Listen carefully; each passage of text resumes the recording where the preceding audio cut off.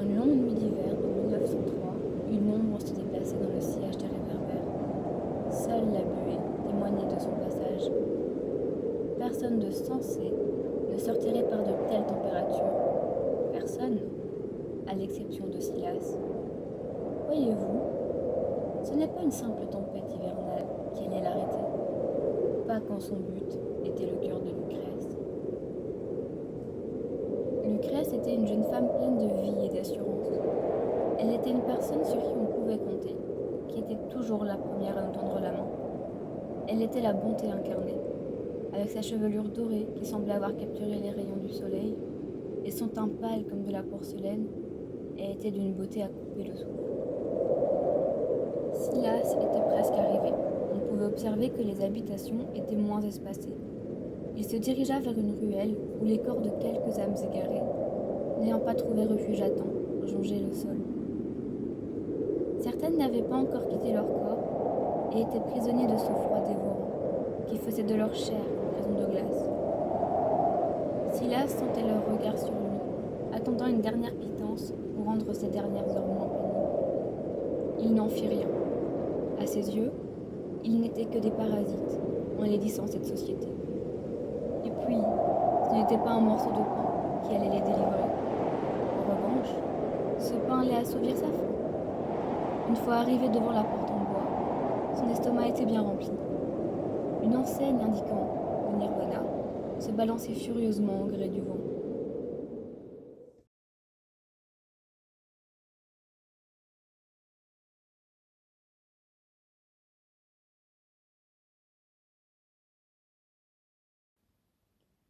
Une clochette tinta et un froid glacial fit s'envoler les pages de mon journal.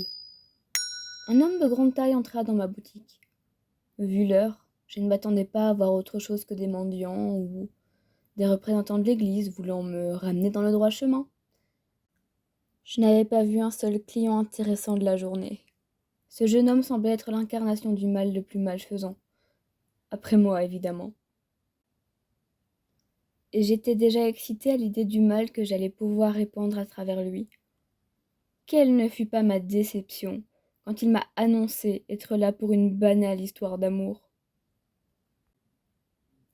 Néanmoins, je n'étais aujourd'hui qu'une simple antiquaire, et je me devais de répondre aux demandes de mes très estimés clients. Une femme avait apparemment capturé son cœur, mais elle était promise à un autre. Il voulait simplement une potion d'amour. Alors que je mélangeais les ingrédients nécessaires à ma concoction, tels que du sang de licorne, de la poudre de rose et le cœur pilé d'un être ayant aimé, je me suis dit que l'histoire ne serait pas intéressante si ce potentiel était gâché par une amourette. Je balançai le tout à la poubelle et pris une petite fiole noire. J'en versai 3 gouttes sur un biscuit, l'emballa et lui souris. Alors qu'une vieille femme fouillait ma poubelle, le jeune homme repartit comme il était venu, telle une ombre.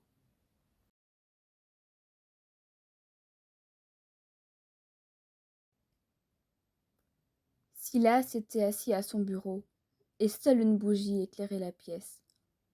Il contemplait sa nouvelle acquisition avec fascination. Il était assez simple. Le biscuit était entouré d'un emballage en papier carton, et le tout était maintenu par une ficelle. Pourtant, ce simple attirail allait changer son avenir. Demain, Lucrèce lui appartiendrait enfin.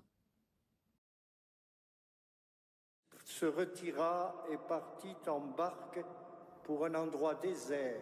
C'était dimanche matin, et malgré la tempête qui continuait de faire rage dehors, les habitants de ce village ne rateraient jamais le jour de messe. Lucrèce était assise au premier rang, entourée de ses 2 parents. Elle portait une tenue jaune pâle, ce qui accentuait la pâleur de sa peau. Sa crinière dorée tombait sur ses épaules. Silas se demandait si le prêtre célébrant la messe préférait Dieu ou s'entendre parler. Il commençait à s'impatienter. Il fallait juste qu'il trouve un instant pour lui parler, et le tour serait joué. Tout en espérant que le temps passe plus vite, il tenait fermement l'emballage dans sa poche, les yeux rivés sur sa bien-aimée.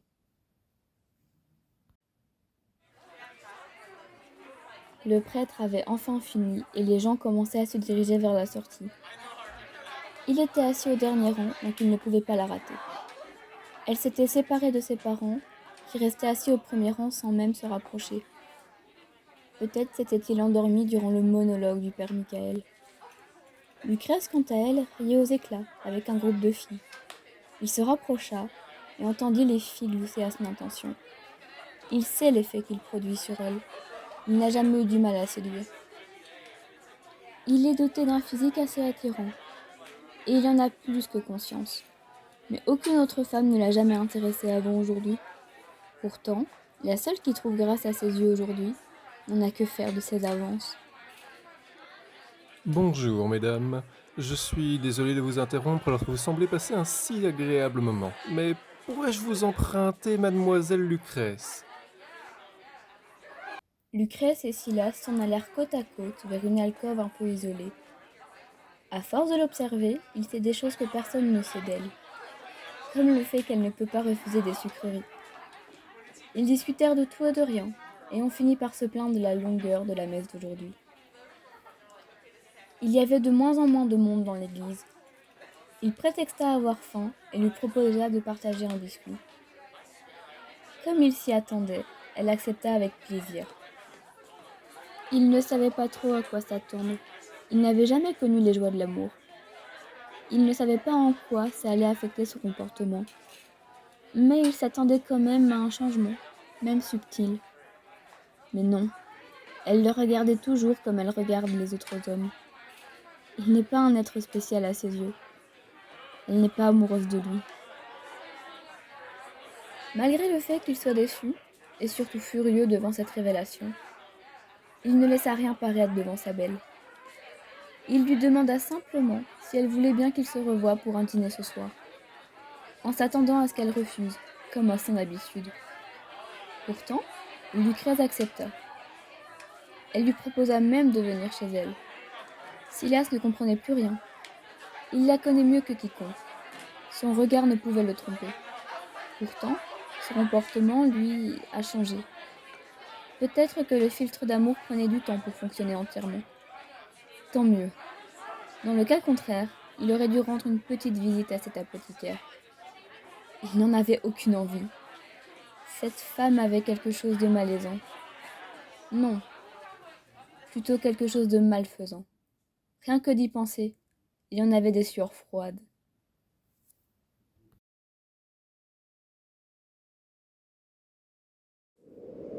Silas ne s'était encore jamais rendu au manoir de Salvatore. Personne, à sa connaissance, n'y avait d'ailleurs jamais mis les pieds. Mis à part les domestiques, bien sûr. Ils étaient une famille de la haute, après tout. Et même s'ils affichaient un sourire poli et courtois en notre présence, ils avaient toujours l'air de vouloir être ailleurs. Comme si être dans la même pièce que de misérables êtres tels que nous était une insulte à leur personne. Ce n'était évidemment pas le cas de Lucrèce, qui semblait si heureuse auprès des gens.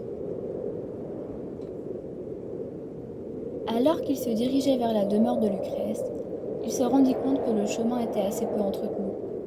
Entre les mauvaises herbes, les arbres tombés à la suite de la dernière tempête et les objets abandonnés, c'est à se demander si quelqu'un habitait vraiment ces lieux.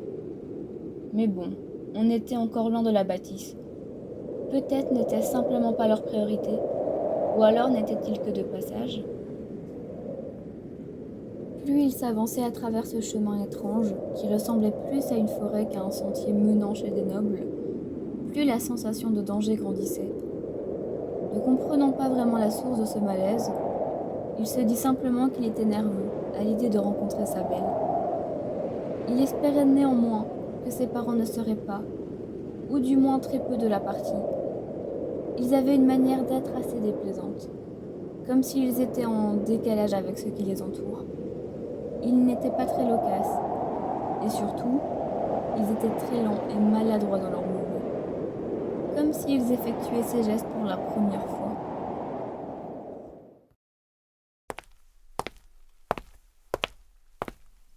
L'herbe sous ses pieds laissait place à du pavé, et le manoir était encore plus imposant qu'il ne l'imaginait. Tout le village pourrait y loger, et il y aurait encore de la place. Plus qu'un manoir, ça ressemblait à un château fait de pierre.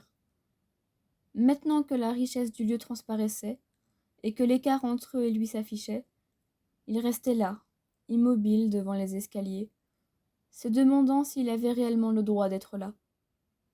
Un cri strident le sortit de ses pensées. Des oiseaux s'envolèrent de la tour pour fondre sur lui. Il n'eut même pas le temps de réaliser ce qui se passait que la horde l'encerclait déjà. Essayant de protéger son visage comme il le pouvait, les sales bêtes lui becquetaient les mains, les bras et tout le haut du corps. Le bruit atroce qu'ils émettaient lui faisait bourdonner les oreilles. Il était plongé dans un nuage de ténèbres, aux sons stridents et aux serres acérées. Bonjour, Silas. Son doux visage vint transpercer ces ténèbres qui semblaient l'aspirer. Les corbeaux retournèrent en haut de leur tour. Elle lui expliqua que sa mère était allergique aux poils, malgré son amour pour ces petites bêtes à quatre pattes. Par conséquent, celle-ci avait essayé de s'intéresser davantage aux volatiles. Les corbeaux étaient ses préférés. Comme avec les chiens, elle les avait dressés. C'est pourquoi lorsqu'un inconnu pénètre les lieux, ils défendent leur territoire. Elle lui tendit la main et l'entraîna vers la porte d'entrée.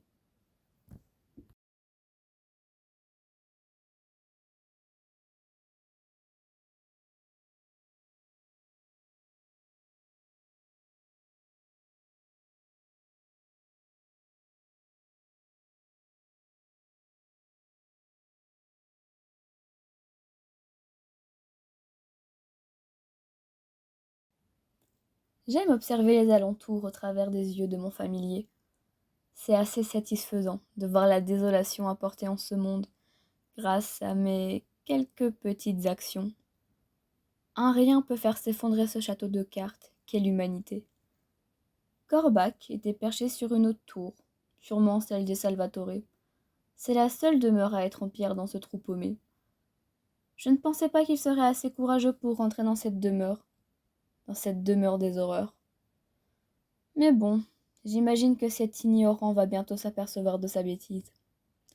Lucrèce est une très bonne amie, mais je ne voudrais pour rien au monde pénétrer en ces lieux.